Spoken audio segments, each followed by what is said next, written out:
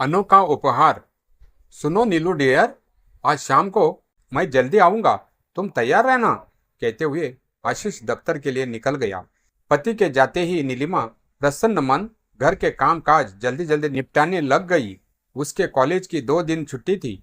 सोचा कि वृद्धाश्रम से वापस आते समय मायके भी होती आएगी। मायका है तो इसी शहर में, लेकिन ससुर जी की बीमारी के कारण जाने का समय ही नहीं निकाल पाती थी। बड़ी मुश्किल से उनसे छुटकारा मिला है। छोटू के स्कूल से आते ही वो उसे साथ लेकर मायके वालों के लिए उपहार खरीदने बाजार चल दी। ठंड के दिन थे तो माँ के लिए एक सुंदर सा शॉल खरीदा। पति के घर आते ही वे निकल पड़े। चलते चलते उसने मायके होते हुए आने की बात पति के कानों में डाल दी थी, तो भोजन भी वही होना ही था। अंत आराम से घर वापसी होगी। कार सरपट भागी जा रही थी। चूंकि वृद्धाश्रम के बाहरी हिस्से में था तो वहां पहुंचने में 1 घंटा लग जाता है। नीलिमा आज बहुत प्रसन्न थी। ठंड के दिन, शाम का समय, साथ ही आसमान में बादल और कोहरा वातावरण को खुशनाम बना रहे थे।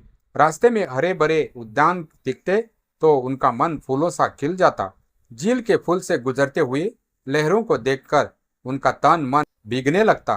पहाड़ियों की कतार देखकर तो वो कल्पना में उड़कर वहां पहुंच गई और बादलों के साथ उड़ने लगी। उड़ते उड़ते वो 15 दिन पहले के उन पलों में जा पहुंची जब उसकी सहेली सुधा ने उसकी जिंदगी की किताब में खुशियों का अध्याय जोड़ दिया था।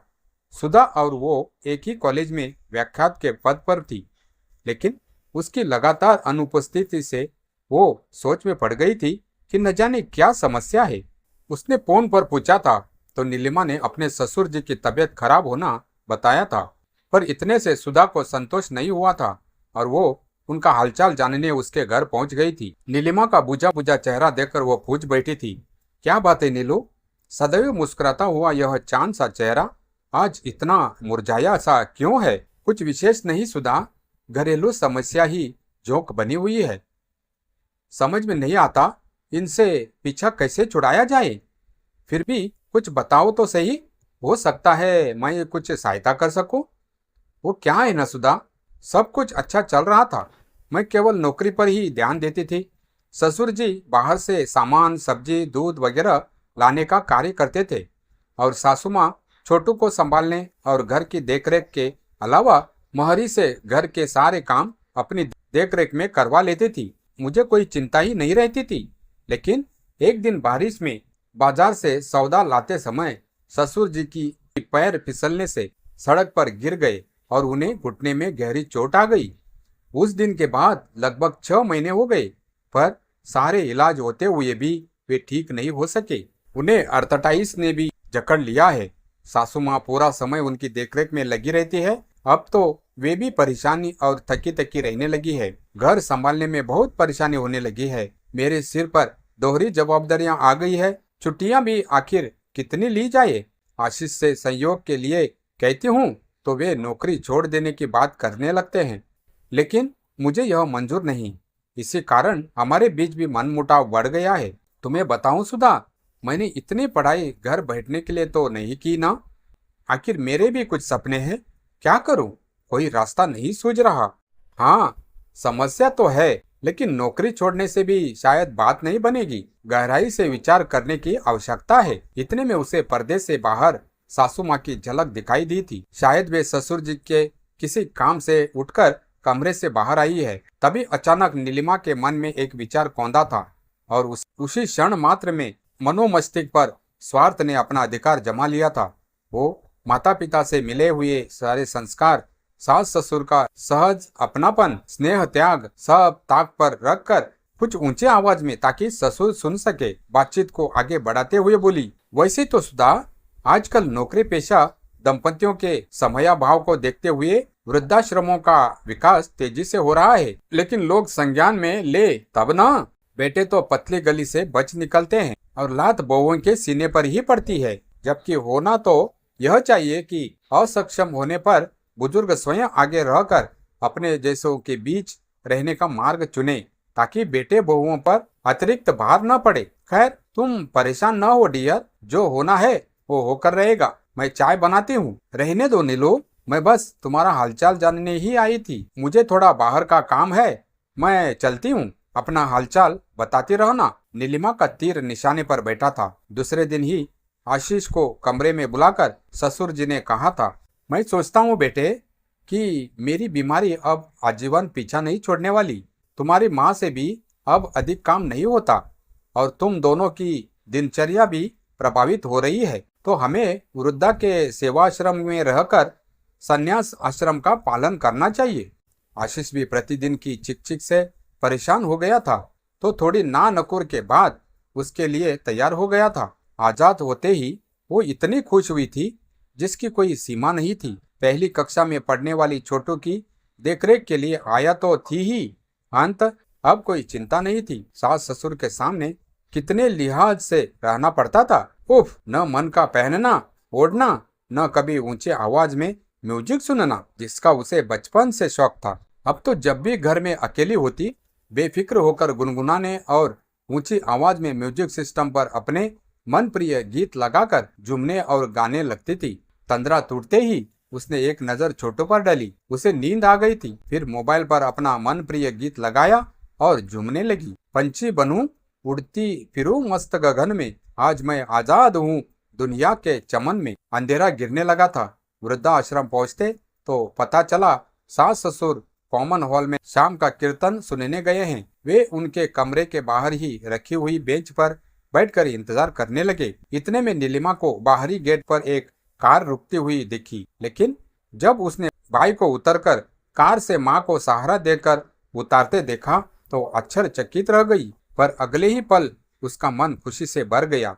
सोचा शायद आशीष ने ही उन्हें बुलाया होगा और वे भी उसके सास ससुर से मिलने आए होंगे।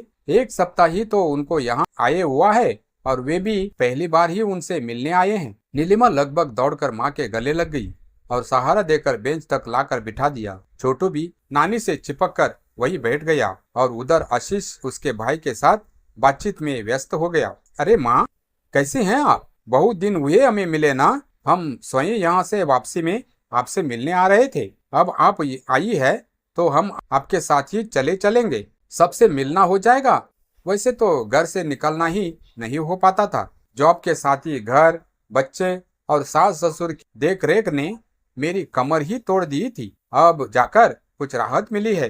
देखो ना, मैंने सबके लिए उपहार भी खरीदे हैं। कहते हुए नीलिमा ने बैग खोला और माँ के लिए खरीदा हुआ शॉल निकालकर उनके कंधे पर डालकर बोली, यह आपके लिए ही लिया है माँ। कितनी सुंदर लग रही हो माँ इस शॉल में। लेकिन माँ का कोई उत्तर न पाकर उसने गौर से उनकी ओर देखा तो वे कुछ गंभीर सी दिखी। आप कुछ परेशान दिख रही है माँ, क्या बात है? तुम्हारे भाई अब बंटवारा करके अलग हो चुके हैं नीलू।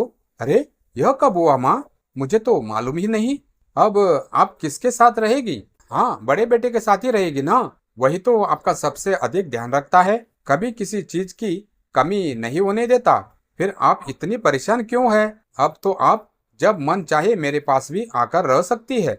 माँ की बात बीच में काटकर नीलिमा अपनी ही धुन में बोलती चली जा रही थी। फिर अचानक एक नजर माँ की तरफ गौर से देखा तो कुछ पूछने से पहले ही उसकी आंखों की कोरे भरी हुई देखकर हैरान रह गई। वो बात नहीं है बेटी, बात यह है कि जिस दिन तुम्हारे सास ससुर के वृद्धाश्रम जाने की बात बेटे बहुओं को पता चली, उसी दिन से उस घर से मेरी विदाई की कवायद शुरू हो गई। तुम नहीं जानती, बहुओं में आए दिन खींचातानी और चकचक तो चलती ही रहती थी, पर अलग होने पर मुझे कौन रखेगा, इसी बात पर आकर बात टल जाती थी। वृद्धाश्रम के लिए पहले तो मेरे बचाव में अकेलापन बहुत बड़ा हथियार था, लेकिन तुमने उनकी मुश्किल आसान कर दी। अब मुझे अपने संबंधियों के साथ यही रहना होगा।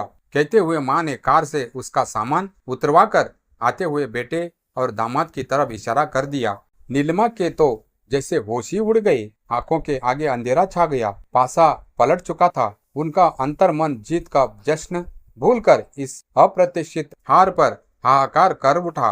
अपने ही बुने जाल में वो स्वयं फंस गई थी, मगर जली हुई रस्सी में एंटन अभी बाकी थी। गुस्से से आग बबूला होकर चीखते हुए बोली, ऐसा कैसे हो सकता है माँ? 2 बेटे, 2 बहुएं, उनके 2-2 बच्चे, इतना बड़ा भरा पूरा परिवार इकलौती प्यारी माँ को सराखों पर रखते थे और बहुएं तो जॉब भी नहीं करती ना।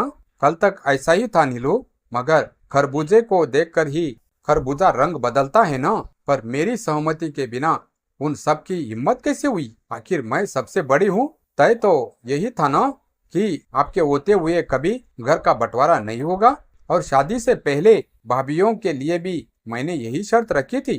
फिर माँ, आपने भी कोई विरोध क्यों नहीं किया?